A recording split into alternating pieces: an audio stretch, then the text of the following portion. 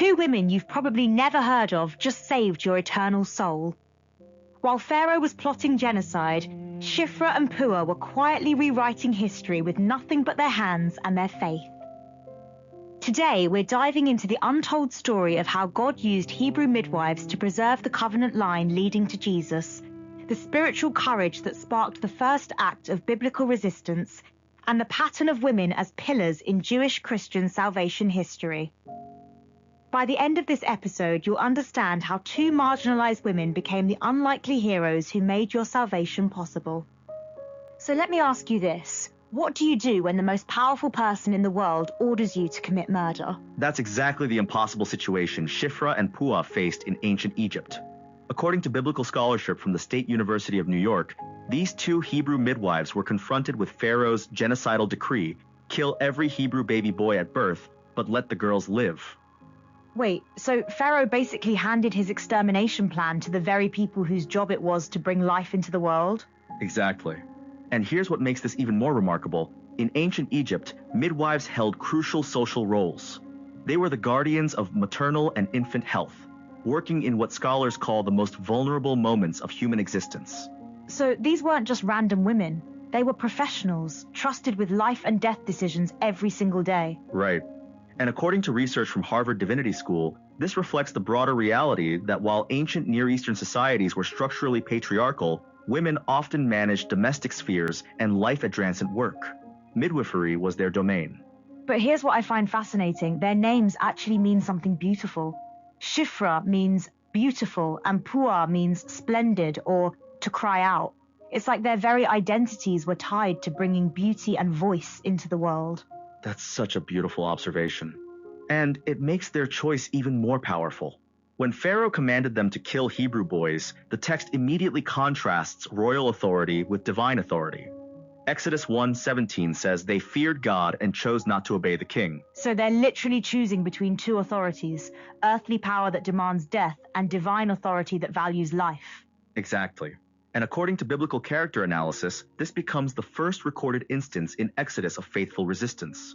Their civil disobedience becomes the opening act of Israel's liberation story. Wait, civil disobedience? So these midwives were basically the original freedom fighters? That's exactly right. Bible Hub notes that their defiance of Pharaoh's edict represents one of the earliest recorded acts of civil disobedience, motivated by a higher moral law. They're choosing divine law over human authority. And then what happens? Pharaoh obviously notices that Hebrew boys are still being born alive. This is where their brilliance really shows. When Pharaoh summons them and demands to know why they're letting the boys live, they give this incredibly shrewd response. They tell him Hebrew women are vigorous. They give birth before the midwives even arrive.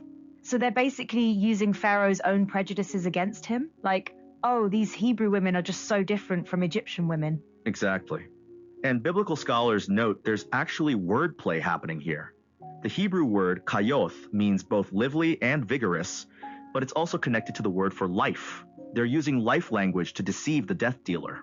That's incredible. They're not just being clever, they're being poetic about it. And here's what's really remarkable. God responds to their faithfulness. Exodus 1:20-21 says God dealt well with the midwives and gave them families of their own. Their reverence for life leads directly to divine blessing. So they risk everything to save other people's children, and God rewards them with children of their own. There's something beautiful about that justice. And this is where the story connects to something much bigger. According to research on women in biblical narratives, their actions preserve what scholars call the covenant line, the lineage that would eventually lead to Jesus. Wait, so by saving Hebrew baby boys, they're literally preserving the bloodline that leads to the Messiah? Exactly. Their influence extends implicitly throughout the entire Exodus narrative, since the survival of Israelite male children includes the preservation of Moses himself. No Shiphrah and Puah, no Moses. No Moses, no Exodus. And no Exodus means no covenant people, which means no Jesus.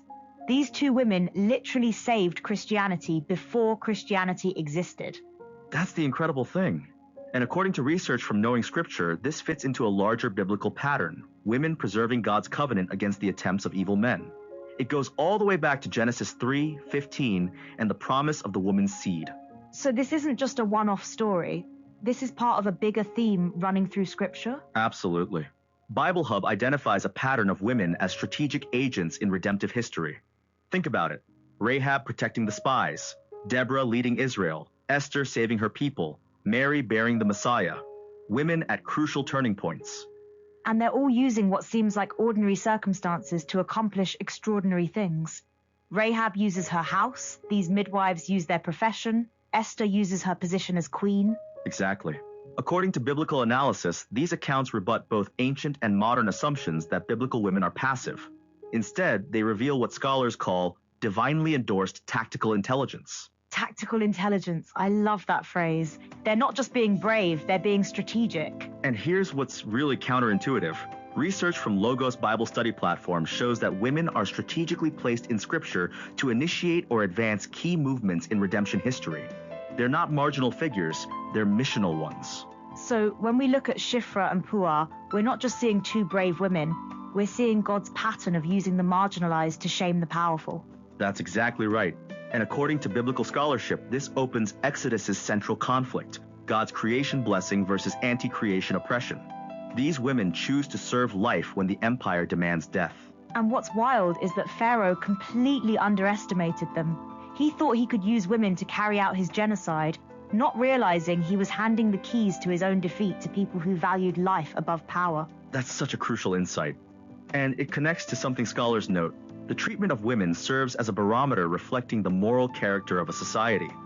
Pharaoh's willingness to use women as instruments of death reveals his moral bankruptcy. While these women's refusal to participate reveals their moral courage. They're literally the conscience of their society. And according to Catholic teaching, they represent witnesses to the primacy of conscience formed by the fear of God. Their example aligns with the duty to resist laws that contradict divine law. So their story isn't just ancient history. It's a template for how to respond when earthly authority conflicts with divine authority. Exactly. And Jewish tradition holds them in high esteem as models of righteous disobedience, showing that reverence for God surpasses obedience to unjust human authority. I'm thinking about healthcare workers today who refuse to participate in procedures they believe are morally wrong. There's a direct line from Shiphrah and Puah to modern conscientious objection. That's a powerful connection. And what's remarkable is that according to biblical research, their fear of God isn't just terror. It's profound respect and acknowledgement of God's sovereignty and righteousness. It's reverence that leads to action. So when they feared God, they weren't cowering. They were recognizing ultimate authority and acting accordingly, even when it was dangerous. Right. And this connects to the larger theological theme that both male and female bear God's image, so spiritual valor isn't gender-specific. These women demonstrate that courage and moral strength aren't limited by social position. And they're doing it in a culture where women had very little official power. They're marginalized people exercising moral authority in the face of imperial oppression. Which makes their story even more powerful. According to research on biblical narratives, God consistently works through human freedom, and here we see these women's split-second decisions synchronizing with God's promise to preserve his people. So providence and human action aren't contradictory, they're complementary. God works through their choices, but they still have to make the choice. Exactly. And what's fascinating is that biblical scholars note this story sets the stage for how God will use women throughout the Exodus narrative. It's the beginning of a pattern, not an isolated incident. So Moses' sister Miriam watching over his basket, Pharaoh's daughter rescuing him from the river, all of that flows from what Shiphrah and Puah started. That's right. According to biblical analysis, Exodus begins with 7 women who rescue. And these two are first. They inaugurate the narrative of life overcoming death through faithful women. 7 women rescuing, that's like a biblical Magnificent Seven, but with midwives and mothers instead of gunfighters. I love that comparison. And what's remarkable is that their courage becomes the seed of Israel's liberation. Their quiet resistance grows into the thunderous deliverance of the Exodus. It makes you wonder how many other quiet acts of courage throughout history have had massive consequences we never even realized. That's such a profound point. And according to biblical scholarship, their story demonstrates how God uses seemingly insignificant individuals to accomplish his purposes. 2 midwives changed the course of salvation history. And they probably had no idea at the time that they were saving the world. They were just doing what they believed was right in the moment. Which makes their faith even more remarkable. They acted on principle without knowing the full scope of what God was doing through them. That's the essence of biblical faith, obedience without complete understanding. So when you step back from all this, What we're really seeing is how God weaves individual acts of courage into his larger plan of salvation. These women's choices matter not just for their moment, but for eternity. Exactly. And their story reveals that when humans collaborate with God for the good of others, blessings flow. But when people are silenced or demeaned, everything begins to unravel. Their courage creates life. Pharaoh's oppression creates death. And here's what this means for us today. Every time we choose life over death, truth over power, conscience over convenience, we're walking in the footsteps of Shiphrah and Puah. We're part of that same pattern of faithful resistance. That's beautifully put. Their story isn't just historical, it's a template for how ordinary people can participate in God's extraordinary work of redemption. So the next time you're faced with a choice between doing what's right and doing what's safe, remember 2 Hebrew midwives who chose courage over comfort and literally saved the world. Sometimes the most powerful thing you can do is simply refuse to participate in evil. And remember that God sees those quiet acts of faithfulness. Just like he blessed Shiphrah and Puah with families of their own, he honors those who honor him, even when no one else is watching. Thanks for joining us on Copilot Podcasts.